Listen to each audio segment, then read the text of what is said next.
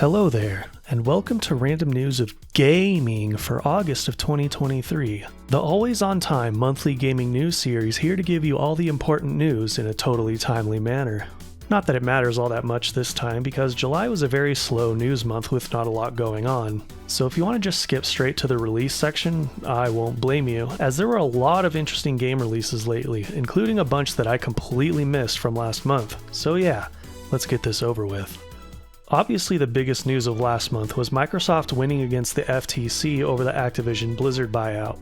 In case you've been living under a rock, they're attempting to acquire Activision Blizzard for $69 billion. Nice. And there have been a few road bumps along the way, with the most prominent one being the CMA in the UK blocking it over their monopoly concerns with cloud gaming? They might be the only one in the world with that concern, but okay. Next was the FTC in the US suing over the buyout. And honestly, their attempts were kind of a massive joke. And if you've seen any of the coverage of the FTC lawyer Linda Khan being grilled at a congressional hearing, I think it was a congressional hearing, well, it was kind of a hilarious shit show, resulting in the FTC getting their funding slashed. So it looks like the buyout is going to go through at this point, as it's all but confirmed in every country except the UK. But after a few modifications to the deal, there should be no issues going forward, I think. I'm just a rando on the internet, so I don't really know this stuff. Moving on, we have the launch of The Legend of Heroes Trails into Reverie, and I know I have talked about this series a lot over the years on this channel, but going forward I don't think I can continue to buy the games as long as NISA is localizing and publishing them. This game was probably the worst launch they've had since the disaster that was Ys 8 back in 2016, where they had to rewrite and redo pretty much the entire script because it was awful. Maybe this one isn't nearly that bad, but goddamn, I don't remember Ys 8 having an issue actually getting into the hands of people who bought it. Tons of people have been complaining for weeks that they haven't gotten their special editions in the mail, despite paying for it months ago. For some reason, they pretty much remade their entire storefront right when this big game was coming out, and it seems to have fucked everything up. This company is the biggest localizer of niche Japanese titles for the West, so there's no excuse for this. As for the game itself, they somehow managed to introduce bugs and glitches that weren't in the original game at all, with typos and grammar mistakes all over the place. Not only that, the state of this game can't be excused as just a mistake either, as there are some bafflingly stupid intentional mistranslations in the game, including changing certain names and titles that were already in fucking English. Why the fuck? This is a serious problem because this isn't just a one-off game. This is a series with a long and intricately detailed story with lore, culture, and meaning going back centuries, where everything is crafted deliberately and with purpose. Changing things like this is going to cause problems down the line when we get more games that have references to specific details. A lot of people continue to defend this shit for some reason, calling it normal for a localization. But if that's the norm, then the norm needs to change. Denuvo wants to convince you that it isn't a problem for PC gamers, so claims the CEO in an interview last month. To that I say, good luck climbing over the endless mountains of evidence to the contrary. It's been proven time and time again that this software has only been successful at preventing piracy for an exceedingly small number of games. Sonic Frontiers remains uncracked to this day, for example, but in 99.9% of cases, Denuvo has done nothing for game developers and publishers, and has only served as a detriment to people who actually buy games. A game with Denuvo, even if it doesn't impact performance in a noticeable way, will always be worse than a game without it. It's an inherently intrusive software for your PC that does absolutely nothing for you if you purchase a game. Get that shit out of here. You're a fucking idiot. Speaking of intrusive, the ESRB wants to use facial recognition to determine the age of people playing video games. Come on, what could possibly go wrong? Are you fucking kidding me?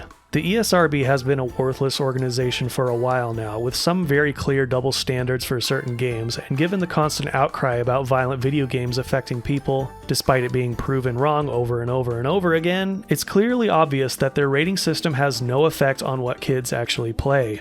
Especially now, when it's nearly impossible to prevent underage people from buying adult-rated games with digital distribution. But now they want to go full China and use facial recognition? Good luck. For example, even if I was a wee lad right now, it wouldn't even work because I don't even have a camera. They went on full damage control mode, saying that any images they use were only for COPPA regulations, and that they don't save or use any of this data, which is always a lie, and you know it. Fuck off, ESRB, I hope you get abolished someday. The industry would be a better place for it. Ubisoft cancels Immortals Phoenix Rising 2. Not much to say here. Common Ubisoft L. Immortals 1 was actually a pretty fun game, and it was the only Ubisoft game I've played in like a decade, so this is pretty unfortunate, but not surprising. Limited Run Games, a company I really hate, had a showcase that was, honestly, surprisingly good, I gotta admit. Quite a few old IPs are being revived, including Gex, Clock Tower, Tonba, Plumbers Don't Wear Ties? Okay. El Shaddai, Ascension of the Metatron, which is a very underrated game in my opinion.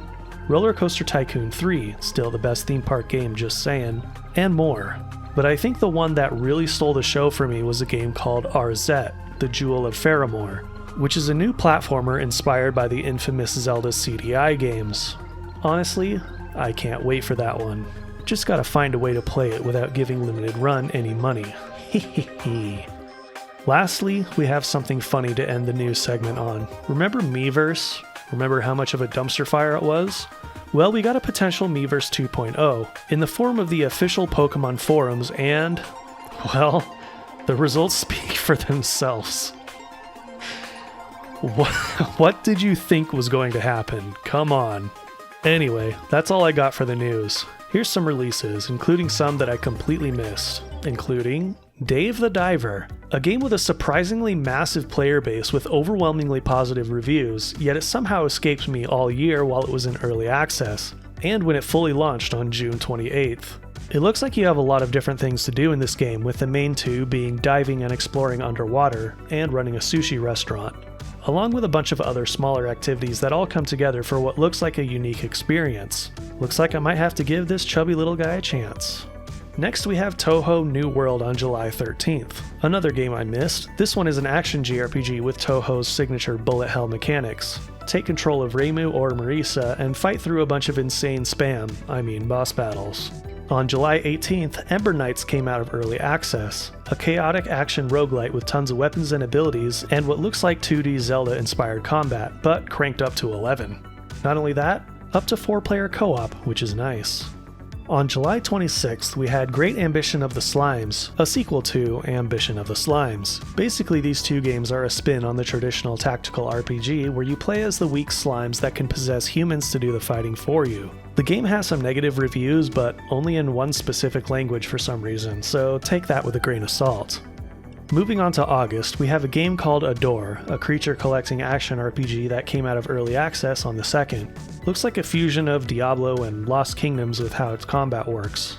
Also on August 2nd, Oceanhorn II, Knights of the Lost Realm. The first game was similar to 2D Zelda, but I remember not being into it when I tried the demo. This one looks like a full jump to 3D Zelda style and looks a lot more up my alley. August 3rd, we had Baldur's Gate 3, which you probably don't need me to tell you about since this game is everywhere right now, but oh man, this game will be heavily featured in the next RNG video for sure.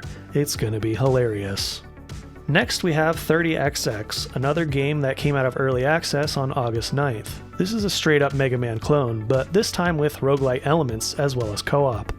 Have you gotten the hint yet, Capcom? Probably not. August 9th also saw the release of Atlas Fallen, an action RPG also with co-op that looked really cool to me, but looks like it's getting hammered in the reviews. Unfortunate, but your mileage may vary with this one it seems.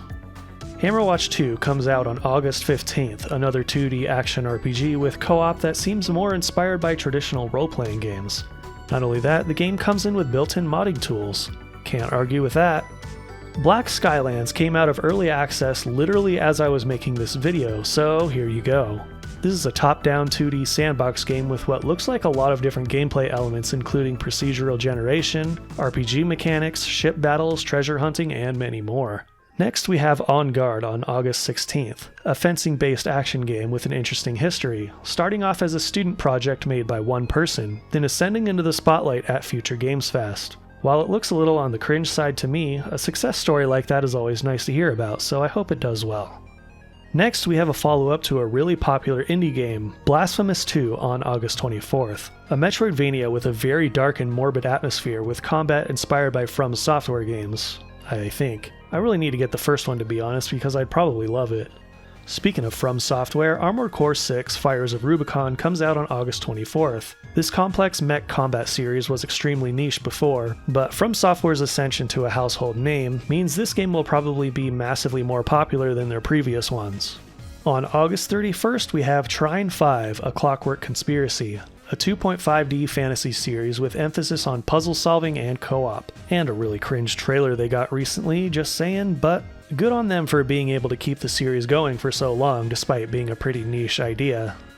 Lastly, on August 31st, we have a game called Tenebris Pictura, an action game set in what looks like a gothic style of the Victorian era, with flashy combat, puzzle solving, and exploration, including via magic paintings. Unfortunately, they had the bright idea of not supporting keyboard on PC. Good luck with that.